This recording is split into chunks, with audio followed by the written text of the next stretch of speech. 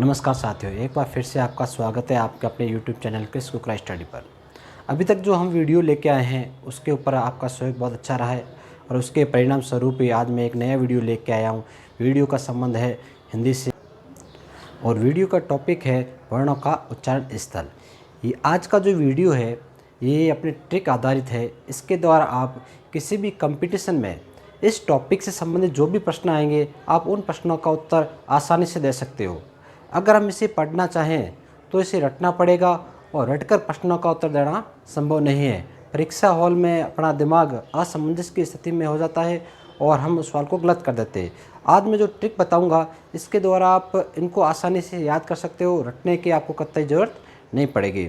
ये मैं वीडियो चालू करूं उससे पहले मैं आपसे निवेदन करना चाहता हूं एक बार फिर कि आपने हमेशा जैसा सहयोग बना के रखा है वैसा ही सहयोग बना के रखें और अपने इस वीडियो को अभी तक सब्सक्राइब नहीं किया है तो जल्दी से सब्सक्राइब करिए। इसे अधिक से अधिक शेयर कीजिए, लाइक कीजिए, कमेंट कीजिए, शेयर कीजिए ताकि अधिक से अधिक लोग इस चैनल का फ़ायदा उठा सकें। चलो हम शुरू करते हैं अपने आज का वीडियो, वर्णों के उच्चारण स्थल। ठीक है, ट्रिक आधारित है, सभी परीक्षाओं के लिए जो हिंदी से संबंध रखती है उसके लिए उपयोगी। पहले बात करते हैं हम वर्ण अ, आ, क वर्ग पूरा। क वर्ग से तात्पर्य है कि आप जानते हो क ख ग घ ये वर्ग पूरा। उसके बाद में ह और विसर्ग। ये जो वर्ण है इनका उच्चारण स्थल होता है कंठ से और इस वर्ण ध्वनि को कहते हैं कंठ्य या कहते हैं कोमल तालव्य। अब ये तो क्लियर है कि इतने वर्ण हैं, स्थल कंठ है और कंठ्य या कोमल तालव्य। तो हम देखते हैं अपनी जो ट्रिक बनाई है उसके आधार पर कौन कौन से वर्ण इसके अंदर आते हैं। मैंने ट्रिक बनाई है अकुह कंठाय विसर्ग। अकुह कंठाय विसर्ग आपको याद करने ट्रिक अकुह कंठाय विसर्ग। अ से तात्पर्य है अ और आ, अ और आपके दोनों आगे इसके अंदर। इसमें कु से तात्पर्य है कि क वर्ग पूरा, तो क वर्ग पूरा आ गया आपके। उसके बाद में ह भी आएगा और कंठाय विसर्ग यानी कि विसर्ग भी इसके अंदर साथ में आएगा। कहने का तात्पर्य अ, आ, क वर्ग, ह और विसर्ग ये सभी आपके किस में आएंगे? कंठ में। ठीक है, लिख दिया आगे कंठाय, तात्पर्य अ, आ, क वर्ग, ह और विसर्ग सभी किस में आएंगे? कंठ में।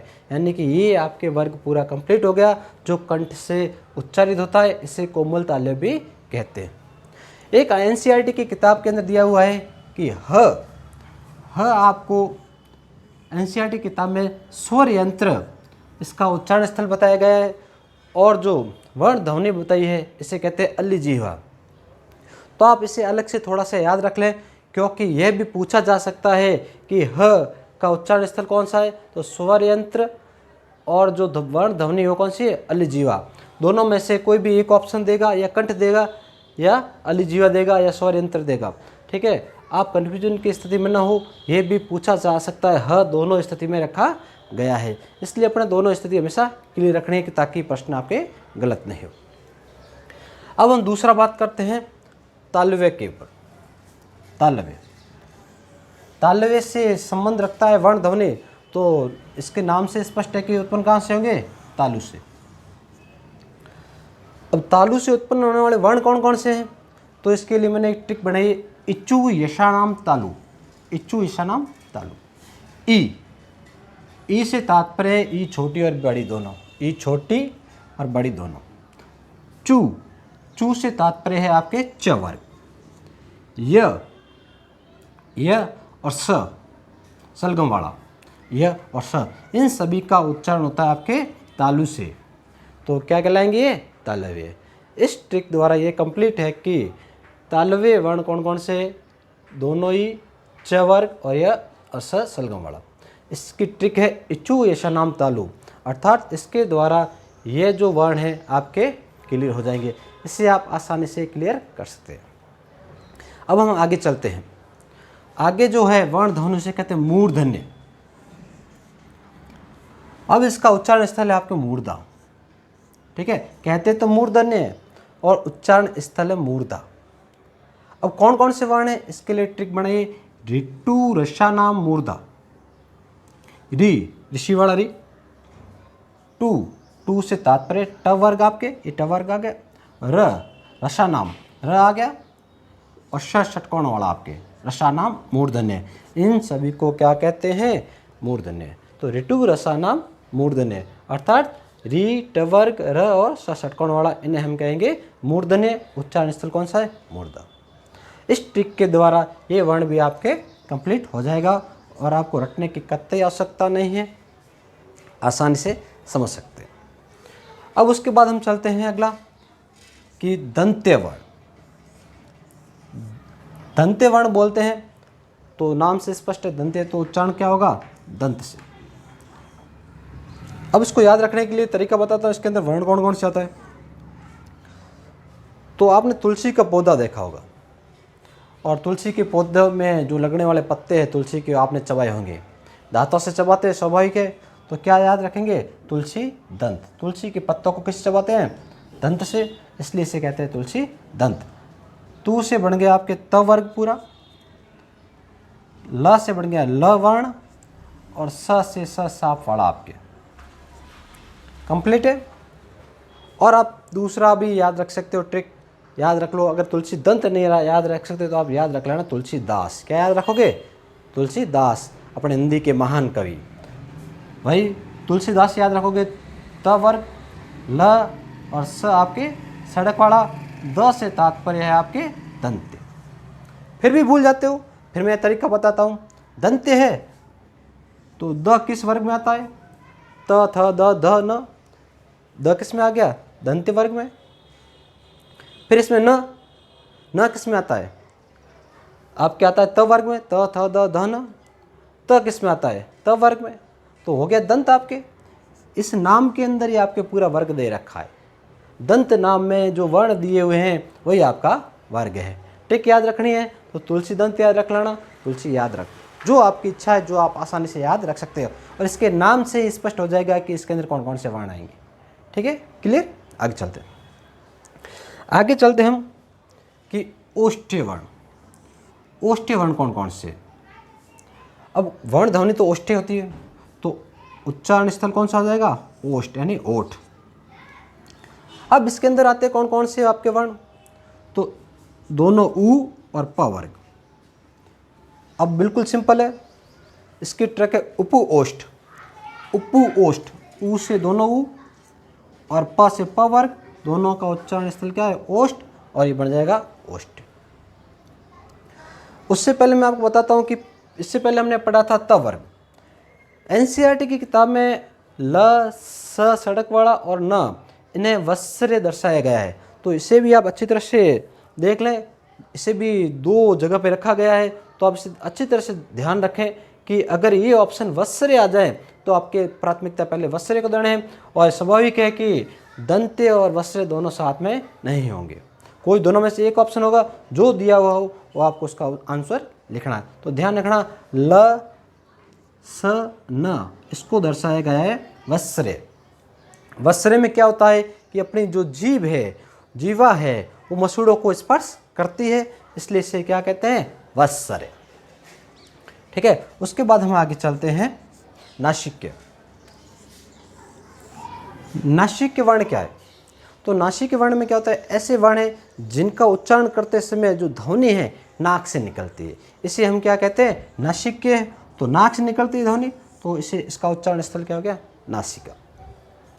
कौन कौन से वर्ण हैं? तो एक तो अनुस्वार। अनुस्वार से मतलब है किसी वर्ण के ऊपर हम जो बिंदी लगाते हैं उसे हम क्या कहते हैं? अनुस्वार। और प्रत्येक वर्ग का पंचम वर्ण अपने क ख ग घ अंग, च छ ज य, ठ ठ ड ण, न, और आगे वाले वर्ण में म। प्रत्येक वर्ग का पंचम वर्ण है वो क्या कहलाएगा? नासिक्य। और उच्चारण स्थल क्या होगा उसका? नासिका। ठीक है, बिल्कुल सिंपल है। प्रत्येक वर्ग का पंचम वर्ण है वो किस में आएगा? नासिका। इसके अलावा ए और ऐ दे रखा है। अब ए और ऐ को कहते हैं कंठ तालव्य। क्या कहते हैं? कंठ तालव्य। कैसे बना? कंठ तालव्य है तो कंठ है, कंठ के साथ में तालु जुड़ गया है, कंठ और तालु दोनों जगह से उच्चारित होने के कारण क्या कहलाया है? कंठ तालव्य। अब वर्ण कौन कौन से? अब देखो, ए और ऐ। ए और आई वर्ण है, इन्हें कहते हैं कंठ तालव्य। याद रखने के लिए आप क्या करोगे, आपने संधि पढ़ी होगी कि अ और आ छोटी या बड़ी दोनों मिलकर क्या बनाते हैं, ए। अ और आ का उच्चारण कहाँ से होता है, कंठ से। ई और ई दोनों का उच्चारण कहाँ से होता है, तालु से। जैसे कि हम यहाँ पे पढ़ चुके हैं, अ और आ का उच्चारण कहाँ से हो गया, कंठ से। छोटी बड़ी दोनों का उच्चारण कहाँ से हो गया, तालु से। अब दोनों मिल गए कंठ और तालु, तो क्या बन गया, कंठ तालव्य। अ आया आ, ई या ई के साथ में क्या बनाती है, ए। ए आएगा तो आई भी इसके साथ आ जाएगा। कहने का तात्पर्य ए और आई कहाँ से होंगे, कंठ और तालु से, इसलिए इन्हें कहते हैं कंठ तालव्य। अ और आ और ई मिलकर बनाते ए, और अ और आ का उच्चारण स्थल आपने देखा है कंठ, और ई का तालु, ये कंठ और तालु बन गए कंठ तालव्य। उम्मीद करता हूँ कि आपको अच्छी तरह से समझ आ रहा होगा। अब अगला वर्ण लेते हैं ओ और औ।